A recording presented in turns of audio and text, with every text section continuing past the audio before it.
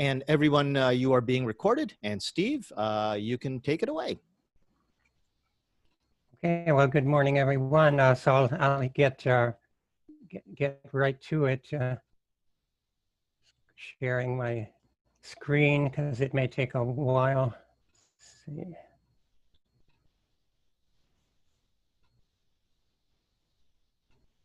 Okay, well, that's it.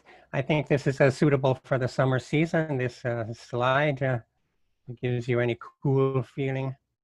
So I won't go into the abstract and hoping that you had read some background information. Maybe this is all in the following slides. Okay, so I'll get right to it. So first of all, did you ever think of what is the difference between a field and a discipline? So a field can be an area of anything in an area, anything and everything. But when you think of it, like when you have like academic departments and research and they go into only certain areas within a field and then develop those, like as I'm defining an academic discipline here in the first section, with a canon of literature, journals, publications, and so grants, go into only certain areas, they become popular or something. And so within a field, like a discipline develops. And then a discipline can have like auxiliary disciplines. For example, that intercultural communication or bilingualism then can be auxiliary disciplines that inform language teaching, as an example. And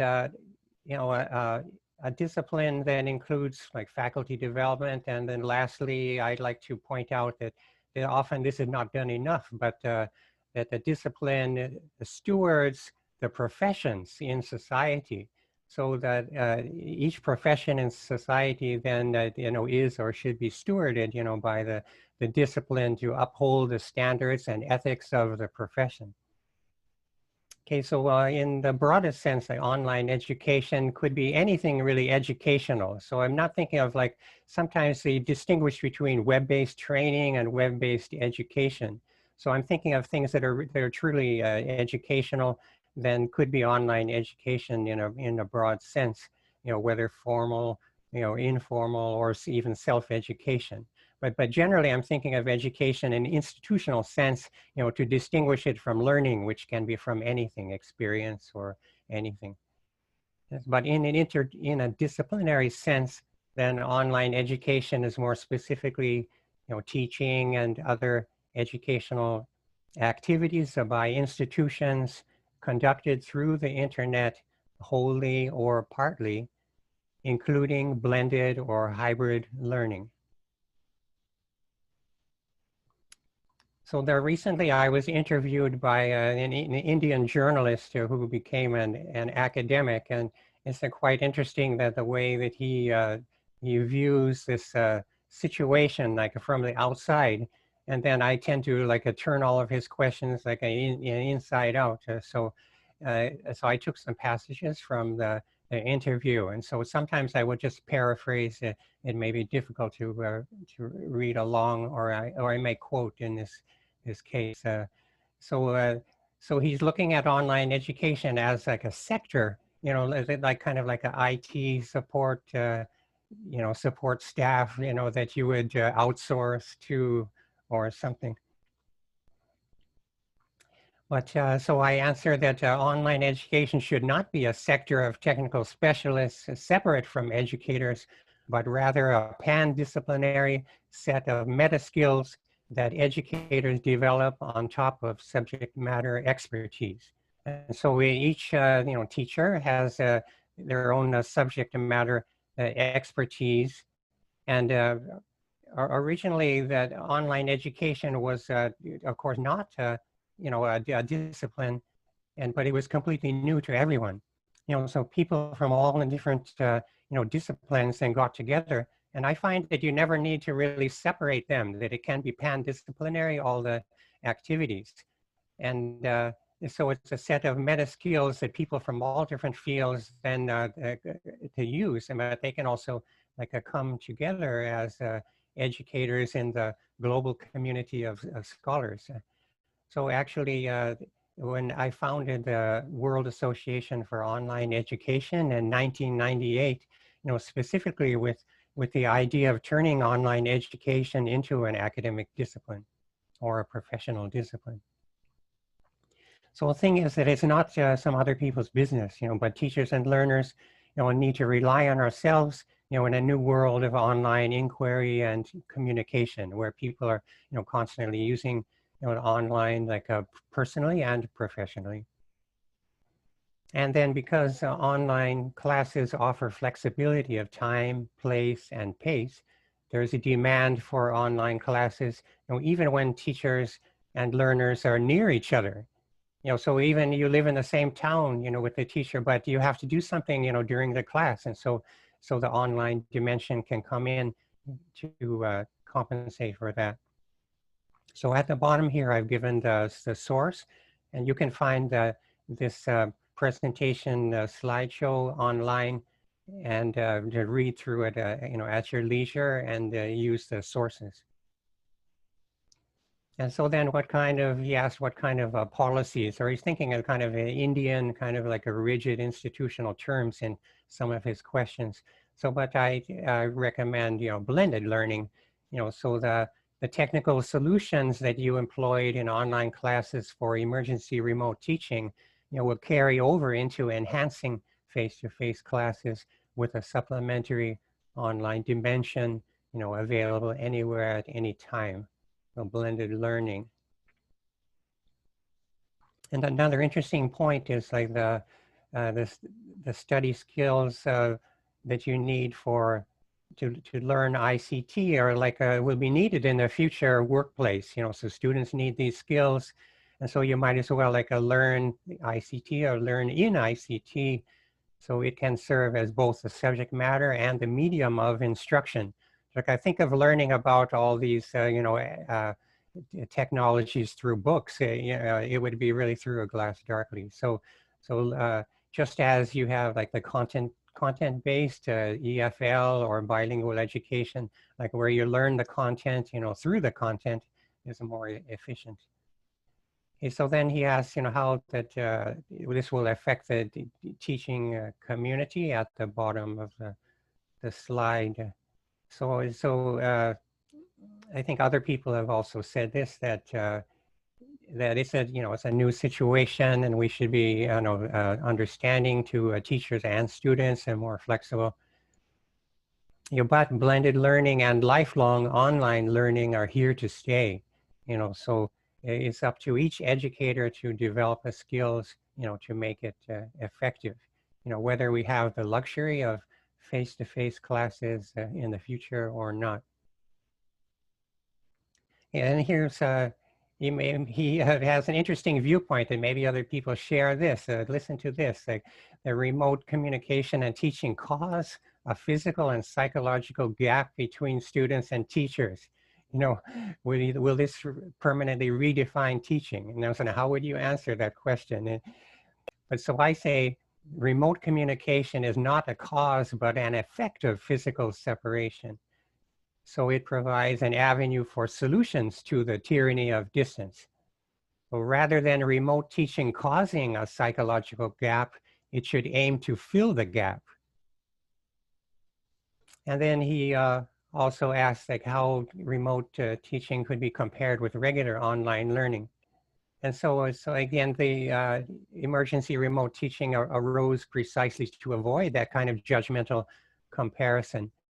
So educators suddenly thrust by a pandemic, into an unfamiliar mode of teaching, they shouldn't be held to traditional standards or on the other hand, the expectations in the online education field that face-to-face outcomes can be equaled or even surpassed by leveraging the affordances of new educational technologies. And here he makes kind of an amusing remark, he says that webinars and online conferences are plaguing the online learning environment during the pandemic. So he asked if there should be, regulations to maintain the quality of the content. And so, I reflected on that a minute, but, people need experience and experimentation, which may be unsatisfying at the moment, but it is part of the learning process. So I think it's better to do too much than to too little when it comes to, events like these. So the relevant regulations should not be, imposed from above, but rather the academic standards and ethics that we live by, as scholars.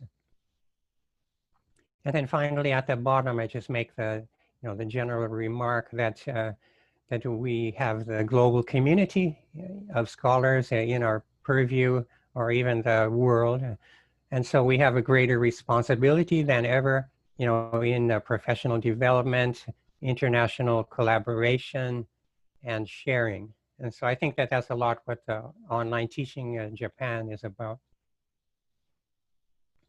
Okay, so well, I have developed a chart about levels of involvement with ICT. And this is something that you might think of using for classes or other educational purposes. So I have divided involvement with information and communication technologies at the first the user level. So it means at that level that people may not use like the internet at all, or they may be very partial users or fluent users. So that's so their level of use could be high or low, but it's still the user level. So for example, students seem very adept at using mobile phone apps, but do they really have like a, a deep understanding or like a creative skills with ICT? So it remains to be seen. But I asked students when I was teaching international ICT classes at the Kansai University with exchange students together with Japanese students. And then I asked them about this. And then when they did show and tell presentations, like where they would show a website and then say that, that how, what it does, but to go further, how it works. And so at the knowledge level, then people would need to learn or know more about like how the technology works, technical terms, pertinent to that technology, or even like successful business models. And so if you introduce, like a student introduces Spotify, then they should say, why is it, more successful than other the technologies, or compare it with like a Apple Music or something. And so students try to do that, And so in a case like that, you can use conceptual frameworks, so like the ease of use. So ease of use is one reason why there's some, web technologies are more successful than others. And so recently the online technologies are so easy to use that it can give people the illusion that they're really adept at technology. So, but so we'll see when we ask at deeper levels.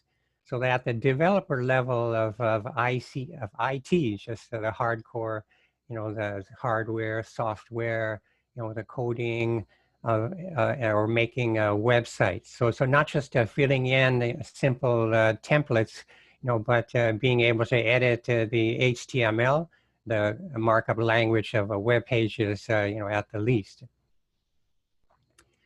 And then another thing that people often don't think about is, the distinction between using a technology and the study of the technology. So this is where that I introduce like an academic level. So the study of ICT, or the ICT in education, such as classes or graduate research or other things, academic activities about ICT. And so at the academic level, like in any field, you will contextualize, put things into a broader context and analyze or evaluate ICT in various ways, and explanatory concepts, like I mentioned, like ease of use, and or theoretical frameworks at a broader level. And then also the research methods or publication style and format that are specific to, the online media would be part of the academic level. And so you can ask about this, during the question time. Okay, then going on to the history of e-learning.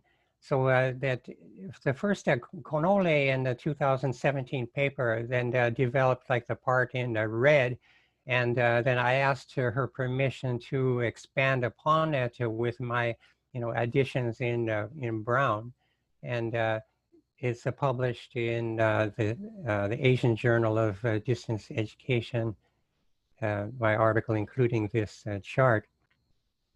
So I have cut out the time before this, where there were, digital technologies, but not a widespread use of the, internet through the web.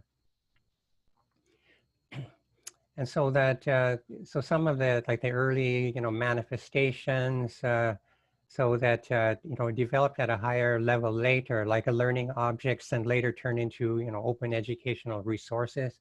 So I'll quickly go to like a learning management systems, they call LMS, platforms for teaching online. So actually that I may have been the first person in Japan to use the WebCT 1.0, the first learning management system that was used widespread in universities, from Canada to the US and then other countries. And I was also a quality assurance tester for the first Japanese version of an LMS that was developed in the year 2000. So there's been a long march, going through like learning management systems all these years. And sometimes I look for, alternatives that are more interesting to students, like even having a Facebook group, for the class, instead of an LMS.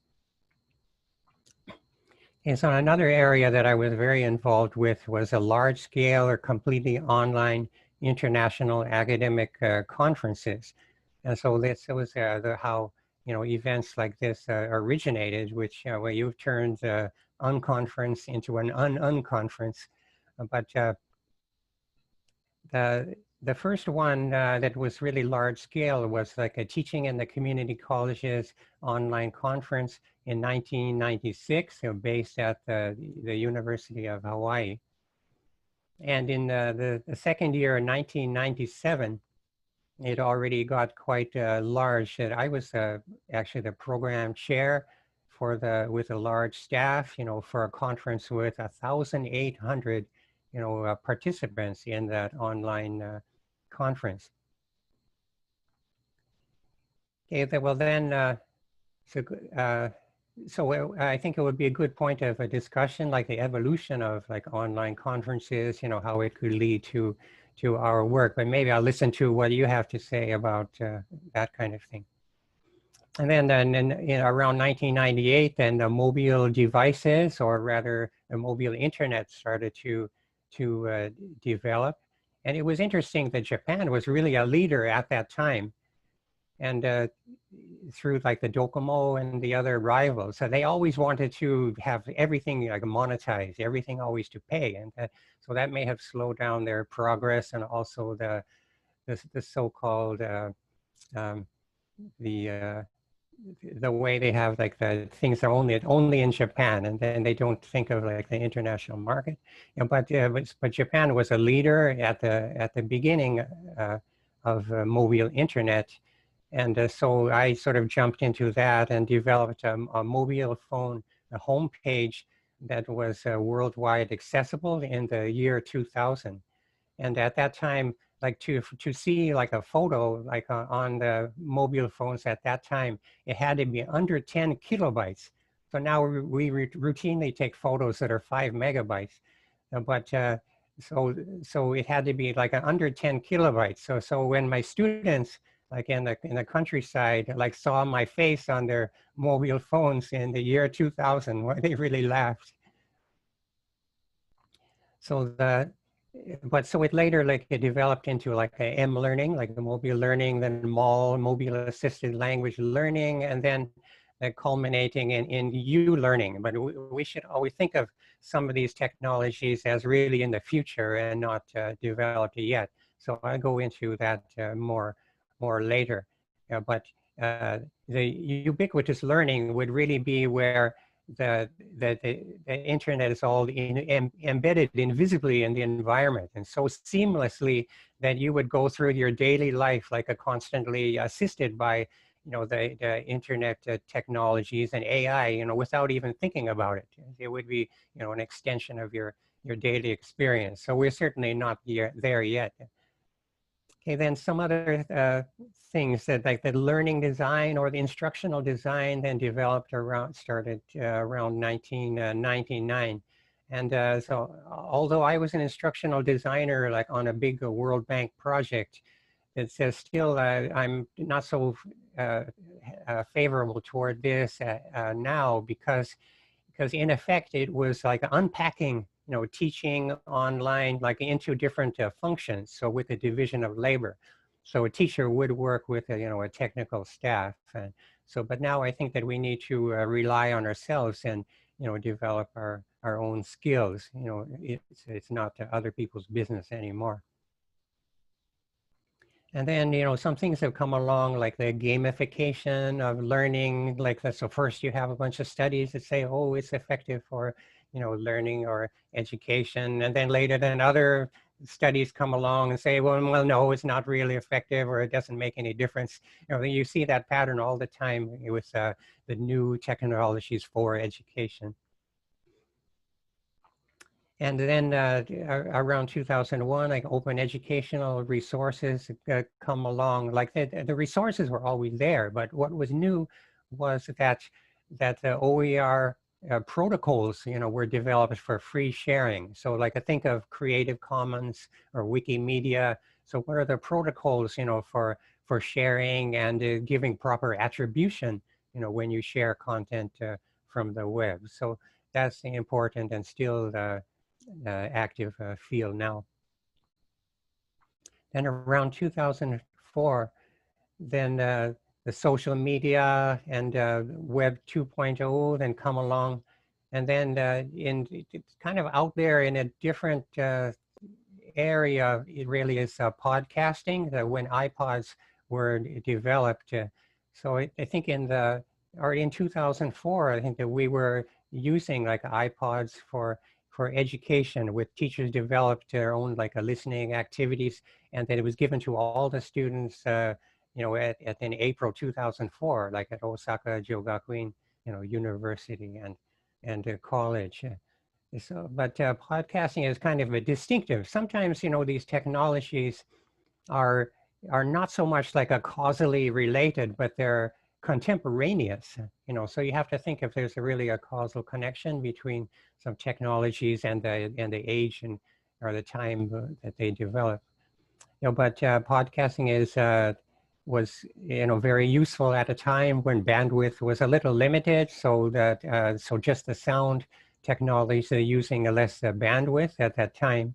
But somehow it's something that's always new. People are always saying that podcasting is a new, when a lot of podcasting was done from 2004, and then I published a journal article about it in 2005, and well, Jolt Call Journal that you're maybe familiar with.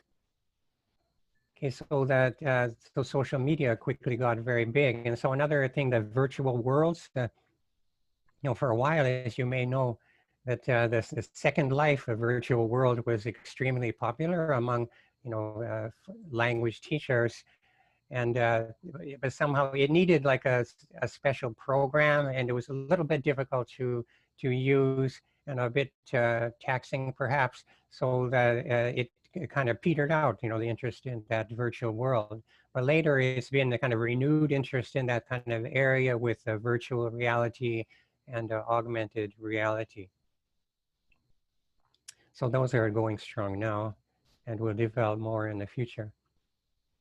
Now, so in 2006, like Google acquired YouTube, and so YouTube is a big kind of a replacement for TV, and it's been used educationally by the Khan Academy or many other teachers, like putting their videos online or for screen sharing, to make your lessons like asynchronous, where students can go back and see. So YouTube is, plays a great role, in many areas. So now that, that there's enough bandwidth, for to video, at least there are people who have broadband around the world.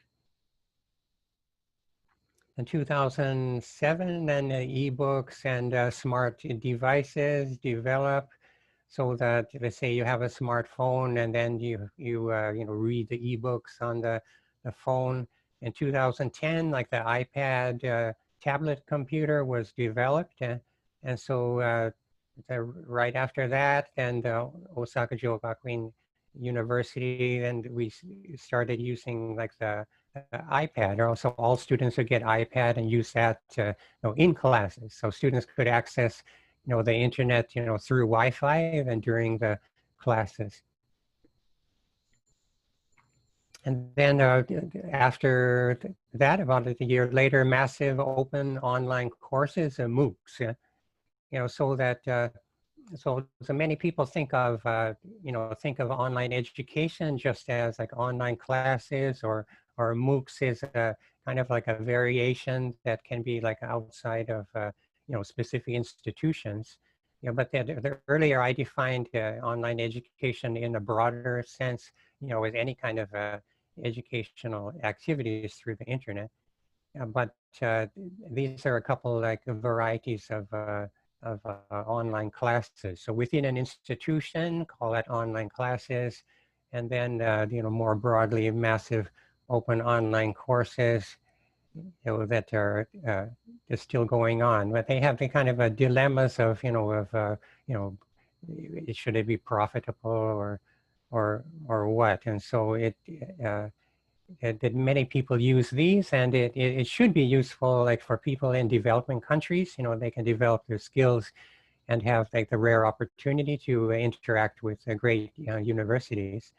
But this often it's just the privileged people who just compound their privileges through the new technologies. But I would certainly recommend you join the MOOCs about areas of your interest.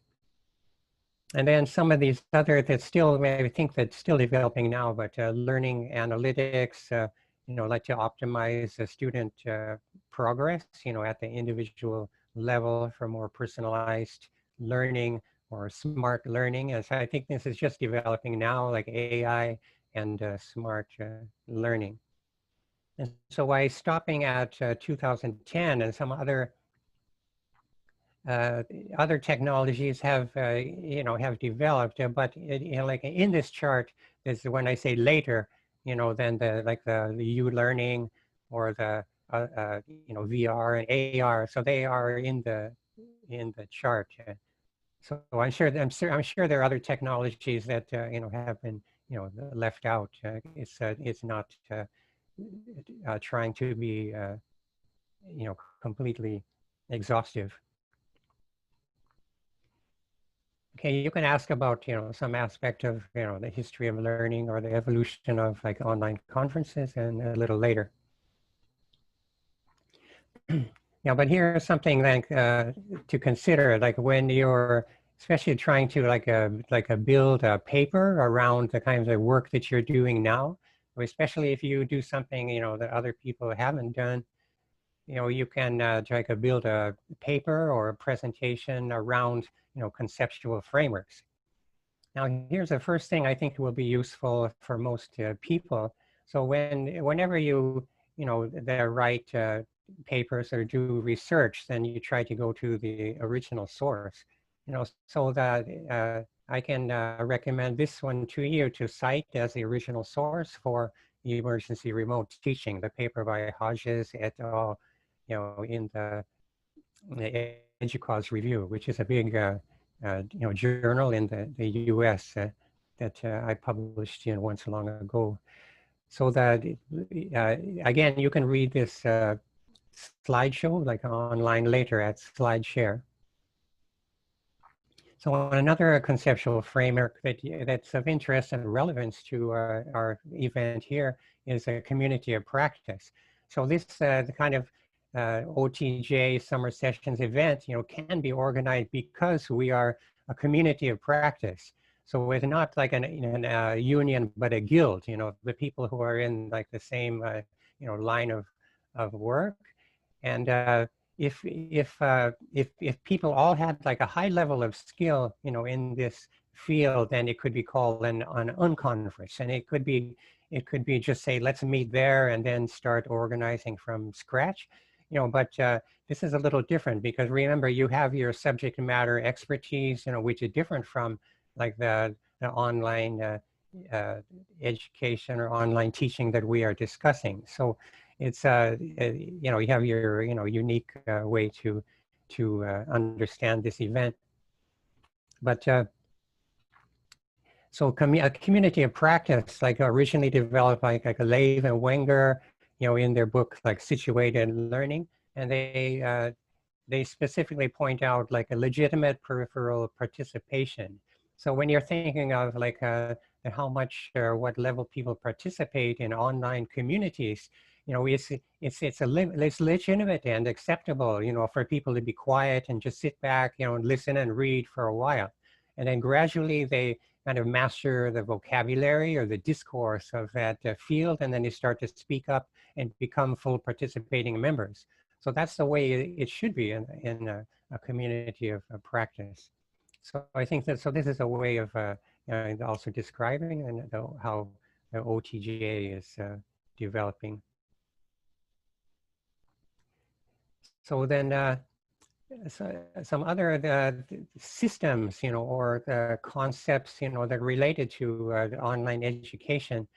So a lot of these are used interchangeably, so people say distance education, online education, e-learning, they use them like without, distinguishing like the differences in their meanings, And so if I asked you, which is the umbrella concept,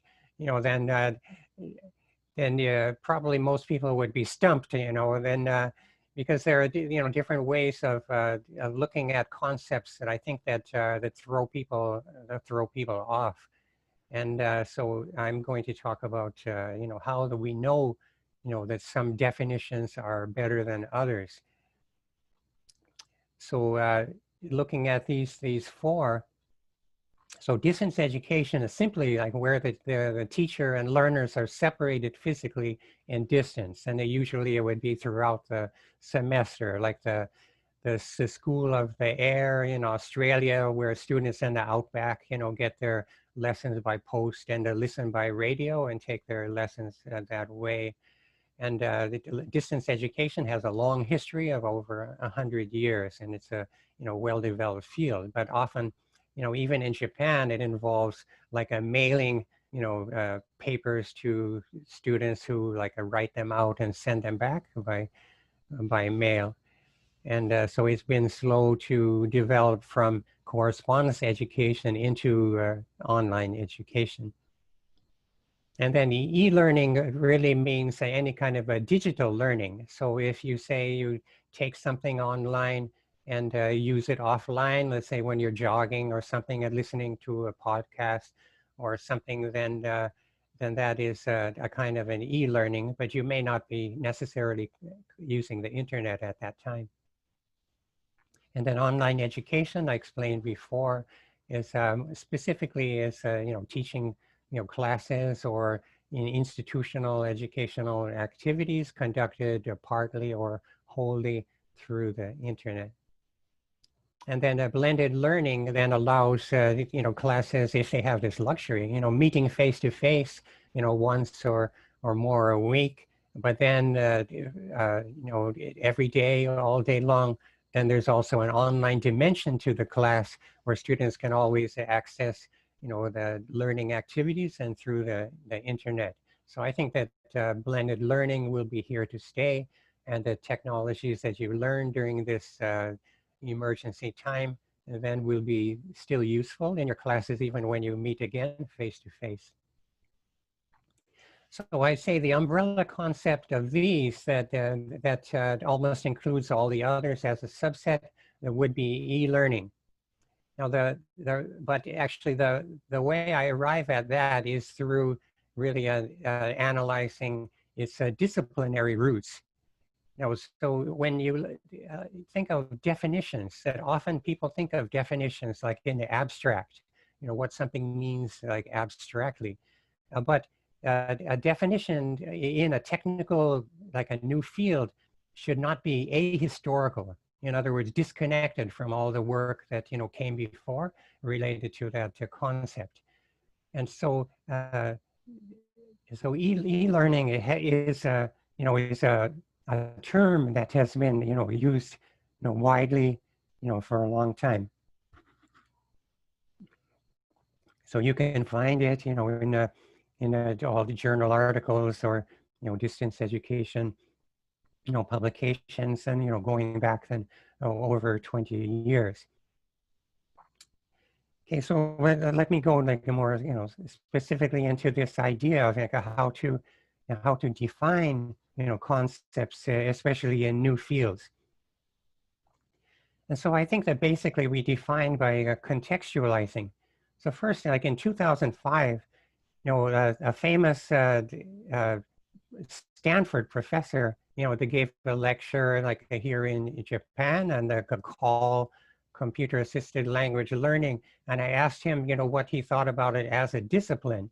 And he couldn't really give a good answer. And so it got me thinking, that actually how we could, define, by contextualizing something like in different dimensions, in its full dimensionality.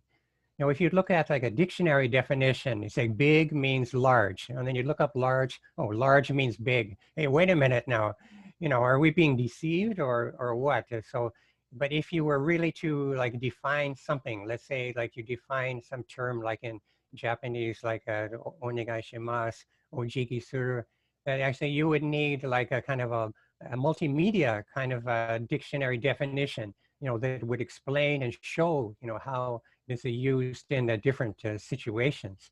And so to define things in their full dimensionality, so in the case of technical terms in fields, like you have on the left side of this chart, like educational technology or e-learning, and then below, more specifically, technology enhanced language learning. And then the different contexts that I place like any new concept. So I distinguish between like institutional culture and regular culture. That sometimes like Japan is kind of puzzling because it's so, the institutional culture can be so different from the traditional culture we think of in terms of like Shinto and Buddhism and various customs. But at the institutional level, then Japan is more like Confucianistic or that more of just a result of the kind of a group think, in individual institutions, like in the Uchisoto, the strong sense of like inside and outside the institution, that can be really confounding, to foreign teachers. And so then I think it's also more important to, in this context, to define things like in disciplinary terms. And then if you look like on the right side of the chart, so actually the items in the disciplinary context row are actually go from like a past to future. So it's a historical or temporal dimension or context. And so starting with like e-learning, correspondence or distance education, it develops into like e-learning with digital technologies, develops into like online education, including blended courses, and develops into m-learning with mobile smartphones. And then later in the future, it will develop into the e-learning or ubiquitous, e-learning, via the sensor networks that would be like embedded in the environment to make it a seamless experience that you hardly notice. And then in TEL, the technology enhanced language learning, maybe of more interest to you, then it starts with the computer assisted instruction, CAI, for language learning. So a student like sits in front of the computer, they're not even online, but it's just using like a CD-ROMs or are using programs to drill or to do other activities like in a juku or some other school situation. But then it develops into computer-assisted language learning. So the universities in Japan, like they switch from like kind of a CAI labs to computer labs, and where people could start, doing like computer-assisted language learning. But probably for you, my young people, maybe just came along when everything was already like an internet-based, language learning. And pretty much we have dispensed with a lot of like a hardware, like a CD-ROMs and such. So I think what we're doing mostly now, like, is a internet-based language learning, and sometimes mobile-assisted language learning. They're called MAL. And then in the future, like I mentioned, so ubiquitous language learning. So it means that like the kind of multi-dimensional definitions would be at everyone's fingertips, so they wouldn't even have to like tap or look up things, but it would be immediately shown to them seamlessly in the future. So the future learners will be more fortunate, and they'll be able to learn really constantly all day long than if they wish. So you can ask more about that in a moment if you like. Okay, so that these are just a few sources that you would have to like to read the slideshow at SlideShare, in order to to click on these or to use them as the sources. And then so the method of defining by contextualizing, came from an eLearn magazine, like an article in 2005. And then the work that I have done with Japanese professor colleagues in Tokyo on mobile learning, is in this the book by Springer, the Implementing Mobile Language Learning Technologies in Japan. And actually, I have, to the consternation of the publisher, that I put the whole book online for free at academia.edu. So so that they gave permission to put people's preprints online. But when I made the preprint, I made it exactly the same format as their ebook, or that they were selling. So when you look at this, it looks the same as the ebook. So tough for them. But you can read the whole book with the different case studies of M-learning in Japan, and includes the iPods and iPads and smartphones, and the use of Line and other recent technologies. And then, just as an aside, if you're a career academic, then you should, at the bottom, then you should set up a Google Scholar profile. And I wrote an article how to do that, for the language teacher a few years ago. Okay, and so somehow we are just about on time, but at in the last slide, you can see links to the to my SlideShare site, where you can read this slideshow at your leisure. Enjoy the homepage at Humanities Commons. And then how to contact me, that my username usually is WAOE for the World Association for Online Education, pronounced WAOE. So WAOE Steve at Gmail or Facebook and Twitter. Okay, so well, that is my prepared, to some extent, presentation for today. So thank you very much. And if you have any questions or comments, then Jose will kindly take over from here to take your questions and comments. Okay, so thank you very much.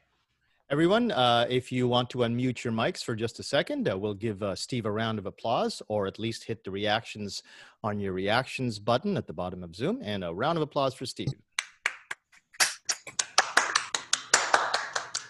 Okay, Steve, if it's all right with you, I've been given a private request to actually have us cut for a very, very short 2-minute break. I think there might be at least me in the audience that could appreciate a 2-minute break right now. And then we will come back and handle these chat questions and open the floor for a discussion with you about the very interesting topics that you've just revealed to us. Would that be all right? 2-minute break? Oh, yes, great. Thank you very much. Okay, so because we want to use the time well, we will promptly re-begin at 10:49, and we will promptly re-begin at 10:49. So everybody, use your time well. We'll be back in less than 2 minutes now, okay? Now, if you want to stay and talk, that's fine too, but I will take over from the conversation at 10:49 so we can get back to the questions that were lined up in the chat. Otherwise, everybody just let's relax. Or do like me and go to the bathroom. Turn off your mics first. Jose, you want to pause the recording?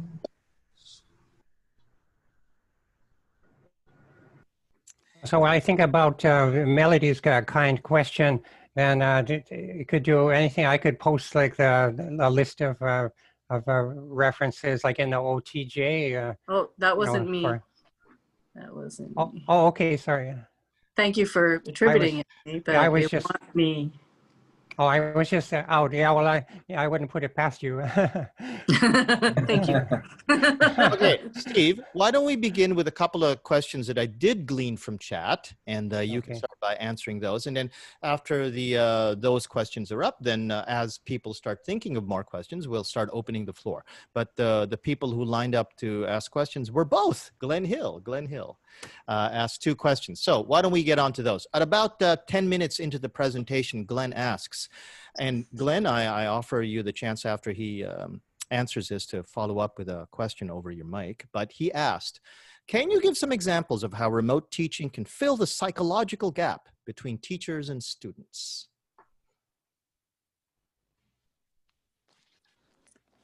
Well, that's a hard question. So I think that when the online teaching is done well, it does that. I think that it's the presence, you know, that we talk about like a one explanatory concept, like is a web presence, you know, and then there's also that that being like being there for the students, and so that that now students are a little isolated, you know, so how could we take them like out of their isolation, you know, so that always answer their emails, you know, and to treat them as individuals and not as objects, you know, treat them as subjects rather than objects. So always like a show, you know, the care and concern, so kind of connect with the students, and so they don't feel like a kind of a distance. So there's a a kind of a funny thing that people in the distance education field, you know, talk about, that sometimes if you're in a large lecture hall, you know, for example, you're there face to face with the teacher, but there's a more like a psychological distance, you know, between you and the teacher, or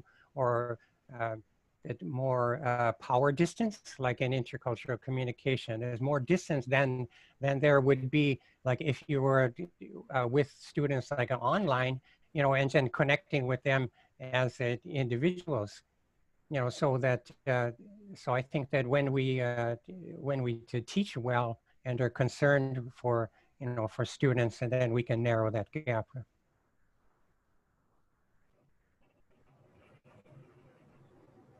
I think one of the things that you mentioned there was definitely a specific point that I agree with, and that is answer their emails. I know some teachers who do not. They would sometimes just consider the email to be superfluous, or sometimes that's a stupid question. But just talking with some of the teachers that I work with here, the few of us that work together, just a simple saying, thanks for the email, seems to make the students feel better, because they've actually reported this to other teachers that, oh, this guy is not very kind. That's their word, not mine. Yeah. And there's a psychological gap right there. So I was hoping for things exactly like that. I wondered if you had any more.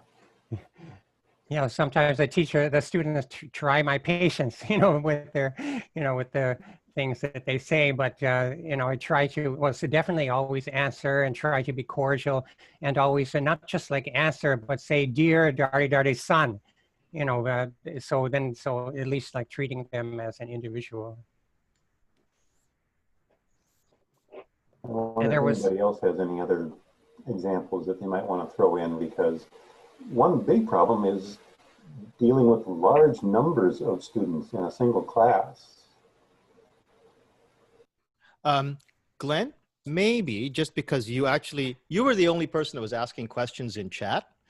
So it's okay. It's okay. It's okay. Why don't you go through those questions if you feel that they haven't been answered yet, and then we can open up the floor to everyone bringing in their own ideas. Or did you want to leave those questions alone in favor of going straight to the floor to answer your questions about hints and tips and tricks? Well, the one we just went through, I guess we can save for later, where I was asking for more examples. Where was my second one? Recommending. I'll read it for you. I'll read it Yeah. for you. So again, Glenn, this time was at about 10:25. Steve, do you have any recommendations for guidelines teachers should consider when they have several apps or programs to introduce to students in one semester? Learning game apps is different than what we provide, and they may get lost in just basic terminology and waste valuable time in just learning how to use what we want them to apply. well, all I could say was to try to, you know, to keep it as simple as possible for the students, and then there'd be so less trouble. Sometimes the teachers are just forced into the situation, you know, where they have to use, you know, more technologies than necessary. And so that you have to follow, you know, obey your orders, you know. But if you have the decision power, you know, just to make it as simple or user-friendly as possible for students. So if they have a, you know, difficulty, oftentimes they won't say, you know, so we don't know even what they're going through. That often students, you know, they're more likely, you know, contact the staff, you know, about some problem than they would you, the teacher, you know. So you can only, you know, guess, you know, that making it as easy as possible for the students, you know, then you still have to get to all like the subject matter, you know. So we don't want to get caught up in having the technologies distract us, you know, from the subject matter content. So keep it as, you know, as simple and user friendly as possible. I agree with all that. Okay. John Helwig, you have a question? Because the next question was Glenn's and he's had a bit of the floor. This is a comment to the first two questions. The first one is I use line groups for all of my classes, and it seems to work very well because I can communicate, I can push information to the group itself. I can answer, if someone has a question, I can answer it once, but everyone sees it. I don't have to answer it multiple times. The other thing is, comment to the second one is maybe use Zoom breakout, showing your screen to demonstrate how to, you know, how to actually do the thing, you know, the app if it's really a difficult thing, and or just have an extra session that the students can optionally come to if you have somebody who has a problem. Okay, tonight at 7 o'clock, I'm going to have an extra session. Anyone who wants to come to it, you know, bring your questions, you know, that sort of thing. So I think that would, you know, both of those things, having something like Line where you can instantaneously answer the questions, not email. Email, I find, is very, very difficult because you have to actually go and look for the email. Line, it shows up on your phone, and you know when somebody has, you know, has written something, and I don't have to go looking for it. And I started using Line 2015, and I don't look back. You know, I only use email when I absolutely have to either deliver or get files, but I do not use email for sharing information with the students. I use the line group. Okay, well, that's fine. So I think you don't have to, if you're using that, if you're using instant messaging, you just have to be willing to be available to students at any Sure. time, Yeah. you know, because messages can come in at any time. So in our book, like implementing mobile language learning technologies in Japan, there's actually a chapter that focuses on using line groups, you know, for the learning English. Okay, so but I think some of your questions are starting to get into like the how-to, you know, rather than the online education as an academic discipline. But you know, I think that those things, you know, will be of, you know, interest to your colleagues. But maybe you know, a lot of you people, you know more better about, you know, what you're doing, you know, than I do. Okay, and on that note, as the floor begins to open up and everybody's voice is going to be heard, I would ask that because we have a fairly large crowd here, that everyone take advantage of the raise hand button in the participants list. If you open up the participants list on the right-hand side drawer, at the bottom will be the raise hand button, and I can see who has raised their hands in order, and we can get to everyone without anyone having to talk over anybody else. You're also welcome to raise your, open your cameras and to open your mics, but please do so carefully. And remember that you are still being recorded. So, where did Steve go? Oh, I'm here. Oh, good. Okay. Here. Okay. But, you know, you can keep your camera on if you want to, Steve. All righty. So the topic so far is just line groups, communicating with your students. I have to admit that listening to John and then thinking about the comparison with email, that I too would probably, if somebody asked me, Jose, what's probably better to talk to, you know, kids in 2020, is it line or is it email? That I would have to say, nah, kids don't like email. They think that's something their dads use. And even this dad-aged guy actually is, I'm finding that I'm disliking email more and more and more. And I'm actually liking instant messaging more and more and more. Even though instant messaging has its own disadvantages, the biggest advantage of it is it's something that the kids would prefer to use over email. And in this case, we sort of have to bend to that a little bit. So no questions raised. So floor is open for anyone who wants to comment. Just to open up your mic and have a say. Otherwise, we'll return to a couple of questions that at least I wanted to ask Steve, if that's okay. Oh, David, yeah. Steve, you mentioned, because you have so much history with online learning that I wasn't even aware of myself. How do you see groups like OTJ moving forward as the pandemic sort of fades away and the emergency factor maybe leaves us behind? How would you imagine a group like OTJ could stay relevant in the next couple of years or even beyond that? Oh, that's a great question, you know, related to online communities. You know, it's a lot of online communities, like they go through a cycle, you know, so some communities, like maybe if they're set up, you know, for one specific purpose, you know, temporarily, then they would definitely, you know, the fizzle out.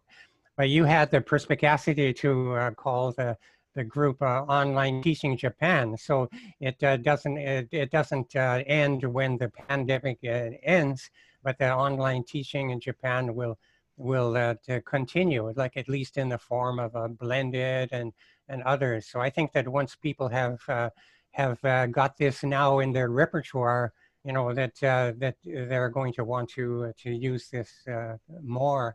And people will want to, like, say, teach online after they retire, or various things, and that is available. Then, so you can teach online for other countries, you know, even while you're, you know, living in Japan and so forth. And so you have set up, you know, a community with a pretty generic, you know, you know, purpose, and so I think that.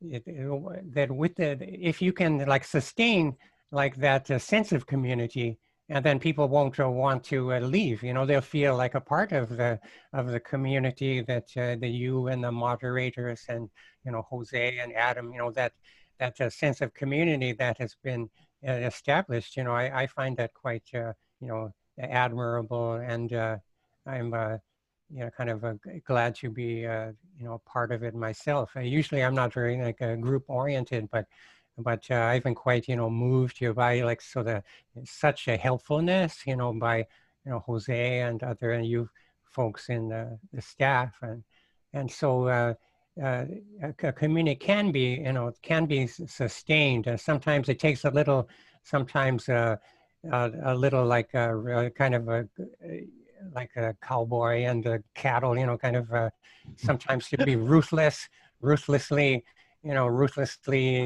excluding, you know, that people who are disruptive, or it can be sometimes like a hand holding, you know, to reassure people or the group. But it's possible to sustain groups for a long time. So I've been leading the World Association for Online Education since 1998. And so I've had to be pretty resourceful and, you know, try different, you know, things in order to keep people together. And this is people from all over the world and all different religions. We've got the Hindus and the Jews and the Muslims and everyone together, and then trying to keep the peace, you know, and so I think that what you're, you know, what you're doing then I think is sustainable. Thank you very much. Thank you. And again, I invite everyone to bring their questions forward just by raising your hand until somebody does. Okay, I got one. Steve, another Steve Jobs, brought into the popular mind the idea of disruptive technologies. He did that with the first iPod, then of course the iPhone. Do you see anything coming down the line, either technologically or pedagogically, that can create a disruption field that'll change a lot of what we are doing? It's hard to actually make that kind of prediction, because the great thing about, or one of the most important things about disrupting anything, technologies or practices, is that nobody sees them coming. They're almost like black swans. But do you personally see anything coming down the line that can create a disruption in what we're doing or how we're going to do things, or perhaps, I don't know, make everything easier, AI or something like that? Well, I think that although, you know, the idea of disruptive technology, you know, came from an elite university, you know, professor, that actually I don't, you know, I don't accept that idea as something good. I think that just a few venture capitalists, you know, then, you know, profit from you know, disruptive technologies, but most people like lose out, you know, and only the monopolists, you know, that succeed, and most people really don't benefit from those from things that are disruptive. You know, the things that are disruptive are like the, you know, the northeastern Japan earthquake, tsunami, and the nuclear disaster. This pandemic is certainly disruptive. So I think that the disruption in itself is a good thing, you know, or that we should like you know, to tear institutions down or something. So they were all these like disruptive technology people. They want to like companies to be like a more profitable, and, you know, to lay off workers and things like this. But I say, hey, wait, you know, we've got a good thing going here in Japan with job security. You know, we know job security is really a good thing. And lifetime employment, you know, really makes you, you know, it makes you feel a lot better about your work, like having tenure as a professor or something. That if we were always like the US, like you get fired like 5 days before your retirement pension starts or something, you know, then I find that Japan is much more humanistic in its workplace, you know, ethics, you know, than dog eat dog, you know, society like the US. And so I'm not a fan of disruptive technologies. Actually, I was asked to give a keynote address about that topic in Thailand just last year. You know, so I can give the reference, yeah, but so I give a lot of like cons as well as pros about disruptive technology in my paper. So why don't I, you know, post you know, the paper to the OTJ along with other sources. That's a fantastic idea. And I also open the floor, not just to questions, but the comments now, because we're getting comments more in the chat. And I think at this point, whatever questions and or comments that you have, of course, are welcome. You're welcome to turn on your cameras and raise your hands, throw out those comments and or questions. If there is nobody else, no, doesn't seem to be any hands going up. I have a couple of other questions, if that's okay, Steve, unless there's something else that you wanted to sort of like talk about. Yeah, go ahead. How would you assess the performance of universities or other post-secondary institutions going through ERT? How did we do? You sort of knew what was available, how the world was working up to this point. When we responded to the crisis at hand, how do you think we did? Did it live up to your expectations? Did we take advantage of the technologies that you knew were available? Or did we just sort of kind of muddle along and we got our B-? How would you assess things through these last few months? Well, I think there are different, different groups that we would have to answer for. The universities themselves were extremely cautious about, having outbreaks, and so the universities, when I think that their caution was pretty much justified, going completely online in the spring semester. So despite, that the kind of a danger to their, the finances and things like this, and that some students did not enroll at all, in the spring semester. So I think that the extreme cautiousness of universities in Japan was fairly reasonable, because if you had, like, say at the beginning, that people are very paranoid, about the virus. And so if you have like a big universities, like with the 30,000 students, like Kansai University where I was, just one case would arise and they'd close everything down immediately. So instead of that, to decide beforehand, to teach the semester all online, then gave people the time to prepare. Since some institutions, and on the other hand, they try to, always trying to catering to, the students so much that they suggest kind of things like the hybrid teaching, like just there's one student in the class who can't connect to the internet. So please prepare, double kinds of lessons and evaluate them by the same standards. So sometimes like they get overweening and unreasonable, like along with their, their paranoia. So it's a mixed, mixed report card for institutions. And I think then that there's two types of teachers. There's the first teachers, so, oh no, try to stay as far away from, this as possible with the new technologies and just do what they're, forced to do. And I don't know how that resulted, because, we don't hear from, those people. So we only hear from, the people who speak out, in the OTGA and other online communities. And so there I give people like a high marks, so that the teachers, like their subject matter, expertise is not just particularly in the area of online education, but they were able to, to very, just skillfully, adapt, that their methods, to the online media, so that they could, do a great job from what I've seen. And so as a result, I think that it's possible for the, blended learning, to continue, these technologies in the future. How did you see, or how would you compare how Japan's faculties / administrations did compared to, say, the earliest part of ERT was happening, at least in my consciousness, was happening in America. And I actually learned a lot from the very bitter experiences I was reading about from American newspapers and teachers talking about the first hurdles that they had. But you're, I think, from what I see, much more familiar with what was happening in South Asia and maybe Southeast Asia. And how did they do? I would imagine that the factor like poverty or population had a lot to do with how ERT was handled in those places. But also, I'm not even sure how much the virus actually caused change in consciousness among educational institutions there. So can you tell us how Japan did relative to South Asia? Well, those are big questions. Actually, like, let me try to answer like on the global level. You know? So first, on the one hand, like you have the U.S.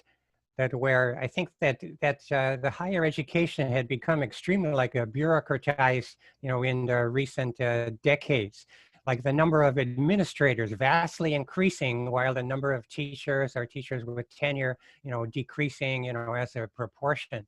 And so you have all these people who just sit around all day, you know, like as thinking of things to have other people do, you know, namely the teachers. And so there was extremely high demands, you know, on teachers, and they tried to maintain this, you know, when the pandemic started. So teachers were very hard pressed, you know, to maintain all like the measures of you know, the measures of accountability, you know, that were imposed upon them. So teachers are very, you know, very hard pressed, and were, you know, frantically, you know, consulting with each other in groups like this, sometimes, you know, with thousands of members, you know, the groups like OTJ, you know, but a lot of, you know, you know, complaining, and plus a lot of, you know, offering solutions, you know, and, you know, I guess community building, you know, among fellow sufferers, you know, but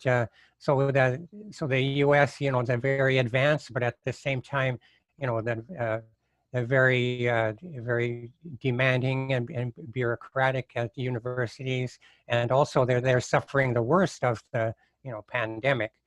You know, so there a lot of universities like may have, you know, been mistakenly, you know, opened up too soon, you know, and then they're forced to go back. And when you think the U.S. is so much has been a matter of like a liability, you know, doing things because I see, even in Japan, I see a lot of why they have these signs, watch out for things falling from trees or something. It's all about liability, you know, that if something happens to someone, they get money for it.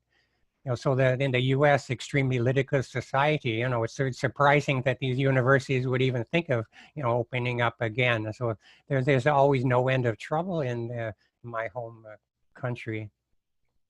And then I have heard that some from my colleagues in Africa that they have, of course, they have difficulty like getting enough like a bandwidth, you know, to use like the higher tech. And I work for the Japan International Cooperation Agency, a little kind of my only side job. And they, in order to supply the education to people in areas like Africa or other developing countries, so they need to like to send the materials like to the regional centers of JICA in those countries, you know, in order to have it distributed to people. So you can't take for granted that that people would be able to like to access this kind of like video conferences and things like that. So most people like in Africa are using like mobile phones, and so they're a little bit, you know, limited in how they can access things.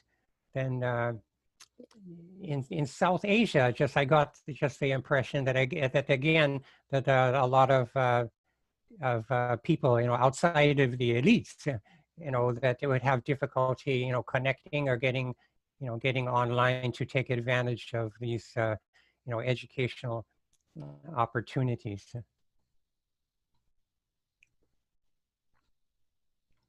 Sorry, I forgot to mute myself. No, sorry. I was just about to talk, and then I realized I had muted myself. And go ahead. Yeah. How about South Asia? How about India? So I just said about, yeah, that was about India. So during the presentation, you know, I noticed that that I was asked to, or kind of amusingly, about that there were too many like webinars and online conferences going on, and so I've had to like turn down several requests, you know, for keynote addresses at the webinars in India, and they keep on coming because and India has like millions of teachers, you know, and then they have, you know, so many like, and then webinars are popular, so you can see how this, you know, can get out of hand. And then one thing I notice about, in India in an interdisciplinary sense is they are, I wrote about this in well, actually in the interview, I touched on that, but they don't have a strong sense of interdisciplinary of disciplinarity, and they talk about interdisciplinarity, but they don't have a strong enough sense of putting things together in the fields together in the right categories. So they have the journal of social sciences and pharmacy and things like that, all these disconnected things that fields. And I just got request that we're the biggest some kind of online educational organization, and there's hardly any field that was left out. It was engineering, it was humanities, it was social sciences. I think so, and so I asked them, what of my expertise are you interested in? Before sometimes that people don't even bother to find out what my specializations are, before they invite me to to do a keynote. So that tells you something about how they should develop a sharper sense of disciplinarity, before mixing the fields together, and then perhaps they could improve the world global rankings of their universities. If they were more careful about the disciplinarity that I discussed today. I feel like I'm monopolizing a great mind here in this conversation. I would like to encourage everyone, because we only have 10 minutes of Steve's time left, to join us in the conversation. So don't even bother, unless it gets really rowdy, to raise your hand. Just open up your mic and just ask to speak to Steve directly. Or I also, too, it would probably be easier to talk to you if we could see your cam. But open up the floor completely. Otherwise, I'm just going to keep going because I love this conversation, but you should participate too. Nobody? Oh my gosh. Okay, well, this is great. I'm going to keep going. That was a trap. Nobody fell into it. All right. What's next, Steve? What's coming down the pipe for us? If you could predict what's gonna, I think most of us are starting to get word from our universities about what we will face at their particular campus, if it's hybrid, if it's blended, if it's more of the same of what we did before. But it's hard to predict what's going to happen through April. And as you were saying before, through your main presentation, that things will probably change once the pandemic is over. But what should we be watching out for? With this new idea that these administrations are becoming more, or because of their bureaucratic nature, are asking more and more of their faculty. That's something that another friend of mine, Gregory Hadley, is very, very careful about. Do you think, for example, that that's something that we have to be cautious about, that university is going to perhaps even take advantage of the situation to squeeze us more into a corner so that they can get a little bit more out of us financially? Basically, it's an open question. So what do you see coming down the pipe perhaps next year?